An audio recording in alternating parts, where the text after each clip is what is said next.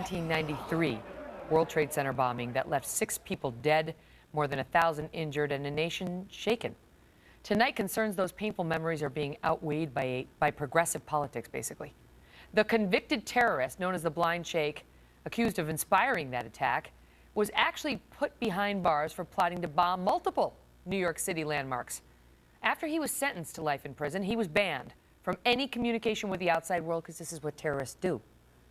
But attorney Lynne Stewart, who represented him, violated the rules, and she was convicted in 2005 of helping smuggle messages from the convicted Blind Sheikh to his terrorist groups abroad. Supposed to be behind bars until 2018, she was. And now she is a free woman, thanks to a helping hand from the administration. Now in a Kelly File exclusive, Debra Burlingame. She's the director and co-founder of 9/11 Families for a Safe and Strong America. She is the sister of the late Captain Charles Burlingame, who piloted the plane that the terrorists crashed into the Pentagon on September 11th. This is unbelievable. Yeah.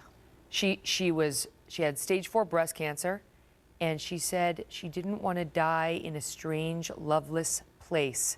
So, pursuant to a request by the administration, the judge said, off you go, and now she is a free woman. Supposed to be released in 2018. That's right. And she's been campaigning or trying to get out on compassionate release for some time. She's had cancer for a number of years, and she was actually in remission at one point. They expect her to live another 18 months, maybe less. She looked pretty hale and hearty when she came out at LaGuardia yesterday, giving interviews to the press again. She is a remorseless woman. She calls the Blind Sheikh, whose followers have maimed, mutilated, killed dozens and dozens of people in an effort to get him released. She calls him the hero of the Mujahideen. And she did more than get messages out. She facilitated actual meetings between the Blind Sheikh and his lieutenants, if you will, impersonating a translator inside the maximum prison where he was being held. She pretended to be, listening to the translation, and she even joked in the middle of one of these settings that she should get an Academy Award for how well she was doing at pretending to have a lawyer-client meeting. After one of those messages was sent out, over 60 people were slaughtered in Luxor, Egypt, by members of the Blind Sheikh's organization. And the bodies of many of the victims were mutilated by machetes. The torso of one female victim was slit by the terrorists, and a leaflet calling for the Blind Sheikh's release was inserted. This is after she was helping him smuggle messages out to his followers. Well, it was in 1997. He was imprisoned in 96. And you have to remember, she was on his defense team right from the get-go. He was arrested in 93, tried in 95, sentenced in 96. She knows perfectly well what he's done, and that he, in fact, was the spiritual inspiration for Osama bin Laden. Bin Laden said in September of 2000, a year before 9/11, that he was the honorable Omar Sheikh Rahman, and later said that he gave the fatwa for 9/11.